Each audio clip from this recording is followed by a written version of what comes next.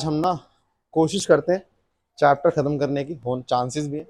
तो हाँ, चांसेस बहुत ज़्यादा है। तो हम लोग लास्ट टाइम पढ़ चुके थे, क्लोनिंग वेक्टर पढ़ चुके हैं, जेल इलेक्ट्रोफोरेसिस पढ़ चुके हैं, और रेस्ट्रिक्शन एंजाइम, जो कि बायोटेक्नोलॉजी के तीन बड़े स्तंभ है। अगर आपको ये तीन आ गए ना, फिर आपको चैप्टर में कहीं दिक्कत नहीं आने वाली। क्यों? अब हम चौथा टूल पढ़ने वाले हैं यहाँ पर, PCR, that is polymerase chain reaction. अब समझते हैं ये होता है क्या। देखो, शॉर्ट में इसको पीसीआर कहा जाता है, ठीक है। तो बात कर रहे हैं पॉलीमरेज की, पीसीआर की, दैट इज डिस्कवर्ड बाय कैरीम्यूलस।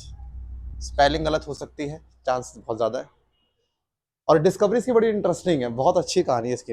एक बार हुआ क्या, ये किसी पहाड़ की चोटी पे गया, अपनी गाड़ी लेके गया होगा, और वहां पर ये सोच रहा अगर मैं यहाँ से नीचे गिर जाऊं और मेरे एक बाल, यहाँ से मेरा एक बाल सिर्फ रह जाए, तो कैसे पता करेंगे ये लोग कि ये बाल में जो डीएनए वो मेरा ही है। क्योंकि एक बाल के अंदर डीएनए बहुत कम मात्रा में होता है, और आप कभी भी अगर आपको पता करना होता है कि ये डीएनए किसका है, तो आपको उसका काफ़ी ज़्यादा अमाउंट चाहिए होता है। आप छोटे से अमाउंट में डीएनए ट्रेस नहीं कर सकते। तो ये बात इसको खटकी कि यार इतने कम डीएनए को ये लोग कैसे एम्पलीफाई करें, एम्पलीफाई ना, कैसे बड़ा करे, कैसे ज्यादा करे इस कम डीएनए को, सो दैट ये पता कर पाए मेरा डीएनए। तब आया घर, तब इसके मन में एक ही चीज जाग गई कि हम कैसे कम डीएनए को ज्यादा कर सकते हैं, मतलब एक ही डीएनए को ज्यादा अमाउंट में कर सकते हैं। तब इसने डिस्कवर किया पीसीआर, पॉलीमरेज चैन रिएक्शन। और यहाँ पे हमें तीन स्टेप पढ़ने। सबसे पहला स्टेप है डीनेचुरेशन, बहुत इजी है ये, कोई इतना मुश्किल नहीं है। दूसरा है एनिलिंग, और तीसरा है एक्सटेंशन। यहाँ पे ये हमारे तीन स्टेप होंगे पीसीआर के, ठीक है। एक ट्यूब होती है, इफेड्रॉन ट्यूब कहते हैं, इफेड्रॉन ट्यूब है जिस ट्यूब में इसको करते हैं, ठीक है। ऐसे ओपन सिस्टम में नहीं करते, ट्यूब में होता है बाकायदा। मैं आपको बता दूं कि डीनेचुरेशन जो है लगभग लगभग 90 डिग्री सेल्सियस से भी ज्यादा का टेम्परेचर इस स्टेप में रखा जाता है। ऐसा क्यों? मान लीजिए डीएनए है, ये डीएनए को यहाँ लाया गया, ड्यू टू हाई टेम्परेचर इनके हाइड्रोजन बॉन्ड ब्रेक होंगे, और उसके ब्रेक होने से इनके दोनों स्ट्रैंड क्या हो जाएंगे, एक दूसरे से अलग हो जाएंगे, माने सेपरेट हो जाएंगे, आके ना। तो इनके दोनों स्ट्रैंड क्या हो गए, अलग हो गए। दैट मीन्स फर्स्ट स्टेप में हमने क्या किया, डीएस डीएनए टू हमने क्या कर दिया, एसएस डीएनए, ठीक है। हम अब इन दोनों को लेके आते हैं हमारे सेकेंड स्टेप, जिसका नाम है एनिलिंग। तो जैसे मान लीजिए हम इसको सेकंड स्टेप में लेकर आए, तो ये रहा हमारा 3 डैश, ये रहा हमारा 5 डैश, ये रहा 5 डैश, ये रहा 3 डैश।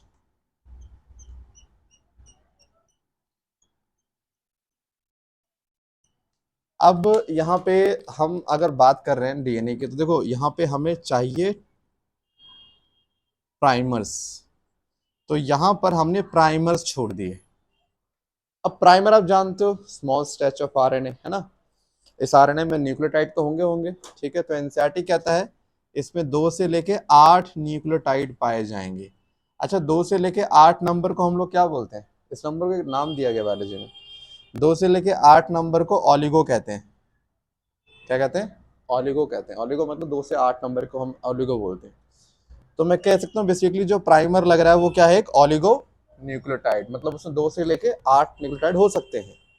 और प्राइमर एक लगेगा यहाँ पर, आप जानते हो हमेशा 5 डैश टू 3 डैश लगता है, और एक प्राइमर लगेगा यहाँ पर 5 डैश टू 3 डैश, है ना। तो एनीलिंग में एनील का मतलब ही जुड़ना होता है। जो एनील है ना, word anneal, anneal stand for जुड़ना।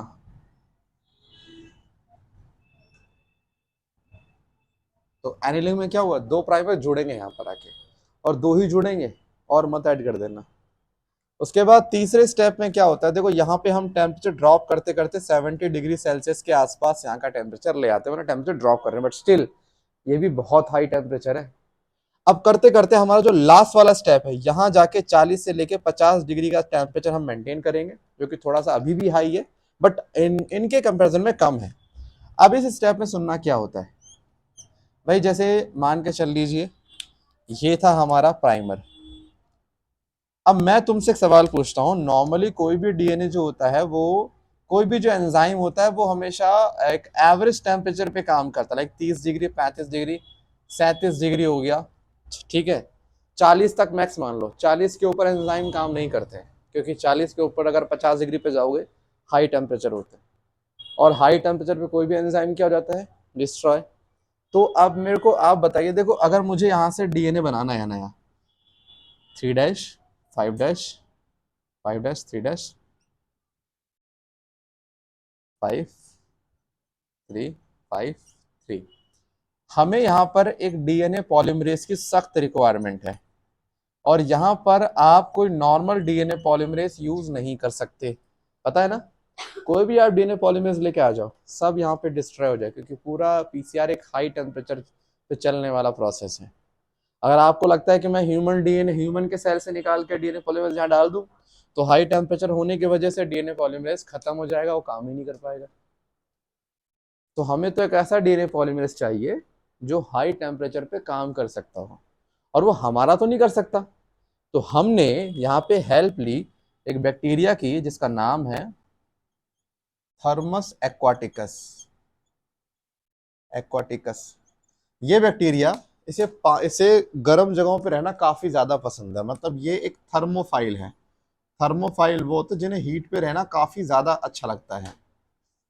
हमने इस बैक्टीरिया का जब डीएनए पॉलीमरेज निकाला, जिस डीएनए पॉलीमरेज का नाम है टैक पॉलीमरेज, क्या नाम है, टैक पॉलीमरेज। अब आप मुझे बताइए, अगर ये बैक्टीरिया हाई टेम्परेचर पे रहता है, ऑब्वियस ही बात है इसके सेल का एक एक एंजाइम हाई टेम्परेचर को झेल सकता है ना, रहता ही वही है। हमने इसके सेल का लिया टैग पॉलीमरेज, जो कि वास्तव में क्या है, एक डीएनए पॉलीमरेज। इसको हमने यहाँ रखा, इसने क्या किया, मान लीजिए यहाँ पे लगा, यहाँ लगा, यहाँ, और इसने इस स्टैंड को, इस प्राइमर को एक्सटेंड करते करते करते करते पूरा का पूरा एक नया डीएनए रेडी कर दिया। मतलब तीसरे स्टेप में जो हमारा डीएनए पॉलीमरेज है वो डीएनए पूरा बना देगा। मान के चलो यहाँ से इसने खींच कर डीएनए ऐसे बनाया, और यहाँ से खींच कर डीएनए ऐसे बनाया, ठीक है। अब आप देखो यहाँ पे, अगर ये था ए डीएनए, तो आप देखो यहाँ पे कितने बन गए डीएनए, 2 बन गए। फिर आप इन दोनों को पहले स्टेप में लेकर आओ, पहले में लाओगे तो क्या होगा, अगर 1 से 2 बन सकते हैं, 2 से दोबारा 4 भी बन सकते हैं, फिर 4 से 8। एनसीईआरटी की ये वर्डिंग है, यही आप 30 साइकिल कर लो तो आपको लगभग लगभग, आई थिंक इसने 1 मिलियन कॉपी शायद लिखा होगा, चेक कर लेना, 1 मिलियन आपको कॉपी मिल सकती है इसकी। दैट मीन्स एक डीएनए की इतनी कॉपी मिल सकती है जस्ट आफ्टर द 30 साइकिल। अब इसको हम बोलते क्या है, इसको बोलते हैं एम्प्लीफिकेशन ऑफ डीएनए। एम्प्लीफिकेशन का मतलब होता है नंबर को बढ़ाना, एम्प्लीफिकेशन ऑफ डीएनए, डीएनए के नंबर को बढ़ाने को क्या बोलते हैं, एम्प्लीफिकेशन। तो पीसीआर कर क्या रहा है, अब देखो ना, जो डीएनए आपके पास एक था अब वो करोड़ों में हो चुका है, इसके हमें नीड क्यों है, जस्ट इमेजिन। आप मान के चल लीजिए दुनिया में एक ऐसा प्लांट है जो प्लांट भाई उसके पास एक ऐसी जीन है जो कैंसर ठीक कर सकता है, लेकिन वो प्लांट दुनिया का आखिरी प्लांट है। आपने क्या करा, उसके गए प्लांट से आपने वो जीन निकाल ली जिसकी वजह से उसमें कैंसर को ठीक करने की प्रॉपर्टी आती है। आपने जब निकाला उसके अगले दिन पता लगा बाढ़ की वजह से वो प्लांट मर चुका है। यानी आपके पास एक ऐसा डीएनए है जो अगर गलती से खराब हो गया तो आपको दोबारा नहीं मिलेगा, क्योंकि वो धरती पे है ही नहीं प्लांट अब। तो ऐसे कीमती डीएनए के लिए आप उस एक डीएनए को, ठीक है, आप उस एक डीएनए को चाह के जारों में लगा दो बैक्टीरिया के डीएनए में, अगर मान लो गलती से नहीं लगा आपका डीएनए तो वेस्ट हो गया फिर आपका। तो इसीलिए अगर हम पीसीआर की हेल्प ले लें, जो डीएनए आपके पास एक है आप उसकी 1 करोड़ कॉपी बना लें, फिर अगर एक डीएनए नहीं गया बैक्टीरिया में तो कोई बात नहीं, बैकअप रेडी है, दूसरा भेजो, तीसरा भेजो, चौथा भेजो, कोई ना कोई तो जाएगा। तो हम एक डीएनए रख के काम करें या फिर मल्टीपल डीएनए रख के काम करें, मल्टीपल डीएनए रख के काम करना ज्यादा सेफ माना जाता है, इसलिए पीसीआर काफी ज्यादा इंपॉर्टेंट है। पीसीआर से आने वाले सवाल बता रहा हूँ जो तुम्हारे नीट सीबीएसई में आते हैं। पहला क्वेश्चन, इसमें किस डीएनए पॉलीमरेज का यूज किया गया था एंड क्यों, टैग पॉलीमरेज। रीजन था क्योंकि ये टैग पॉलीमरेज हीट रेजिस्टेंट होता है and PCR high temperature based process है, तो हमें एक ऐसा एंजाइम चाहिए जो हाई टेम्परेचर को झेल ले, इसीलिए हमने टैग पॉलीमरेज को यूज किया। और यहाँ पे इसका नाम बड़ा आसान है, थर्मस का उठाया गया टी, एक्वाटिस का उठाया गया AQ, तभी नाम पड़ा टैग। टैग में टी इसका जीनस है, AQ इसका स्पीशीज है, स्पीशीज के 2 वर्ड है। तीसरा, किस स्टेप में डीएनए पॉलीमरेज को यूज किया जाता है? थर्ड स्टेप में यूज करते हैं, सेकंड में नीड है ही नहीं। और पहली चीज पीसीआर जो है इसमें होता क्या है? Just amplification of DNA. और एक चौथा आता है पीसीआर पूरा समझाओ, इसके अलावा आपसे कुछ नहीं पूछा जाएगा। हाँ, एक क्वेश्चन नीट का है, ये पूछा गया कि पीसीआर के अंदर कितने प्राइमर बनते हैं? 2, 2 ही। एक डीएनए पे सिर्फ एक प्राइमर। भाई ये वो नहीं है अपना जिप वाली नहीं है रेप्लिकेशन, ये अपना फॉर्क वाला रेप्लिकेशन। हमने पूरा डीएनए अलग कर दिया, फॉर्क तो बना ही नहीं।